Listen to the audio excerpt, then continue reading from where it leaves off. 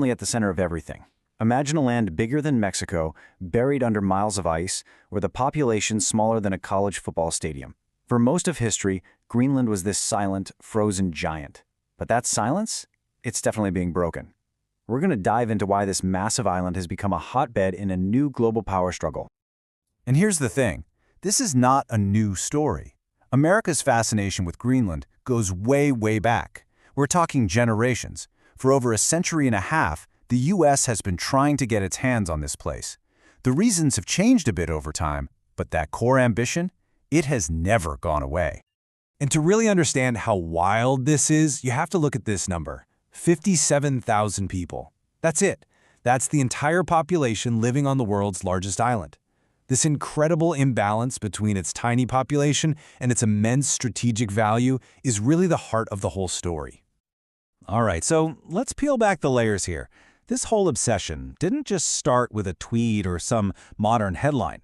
No, this is a story with really deep historical roots, a strategic goal that's been woven into American foreign policy for 150 years.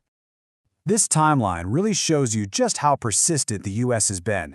It kicks off way back in 1867, right after America bought Alaska. They were feeling good about that deal and immediately tried to buy Greenland too, but Congress literally laughed it out of the room.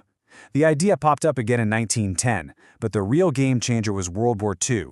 When the Nazis occupied Denmark, the U.S. stepped in to secure Greenland, and you know what? They never really left. By 1946, President Truman was ready to make it official. And he wasn't messing around. He put $100 million on the table. In gold. This was a serious, high-stakes offer to buy the island outright, right at the dawn of the Cold War. Well, Denmark said no. They weren't selling. But, and this is a huge but, they agreed to a compromise. America could stay and build massive military bases. And right there, that's the foundation of America's modern interest. A permanent strategic military foothold in the high north.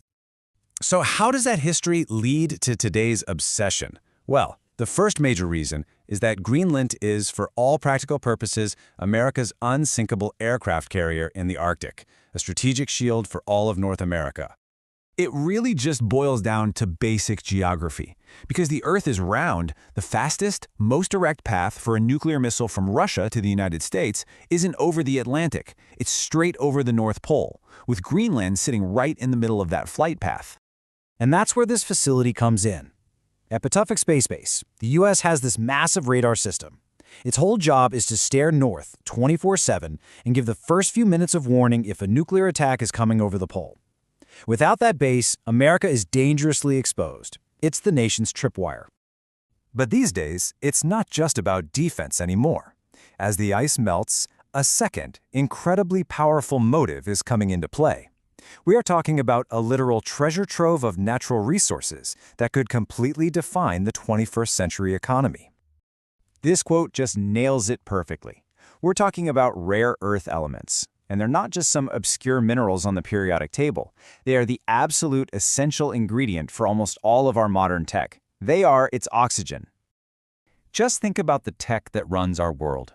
The powerful magnets inside electric vehicles and giant wind turbines, that's neodymium. The sophisticated chips that power artificial intelligence, they need gallium. Nuclear energy, semiconductors, solar panels, they all depend on these elements. And Greenland is sitting on huge, untapped mountains of them. And here is the geopolitical nightmare this chart makes crystal clear.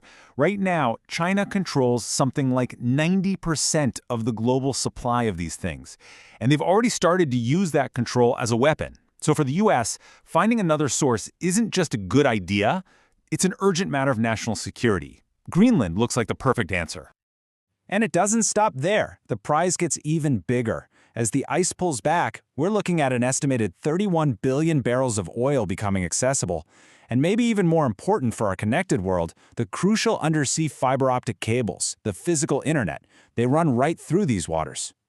So you've got the military angle and the resource angle. But the third reason is all about the future. Climate change is literally redrawing the map of the world, and in the process, it's turning Greenland into the gatekeeper for the future of global trade. For centuries, a shipping lane through the Arctic was just a fantasy. Now, it's happening. Look at this comparison.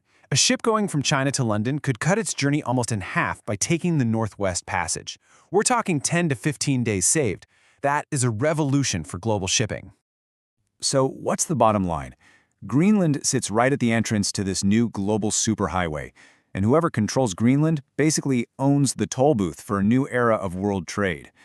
For the US, the idea of a rival like China or Russia controlling that choke point is just unthinkable.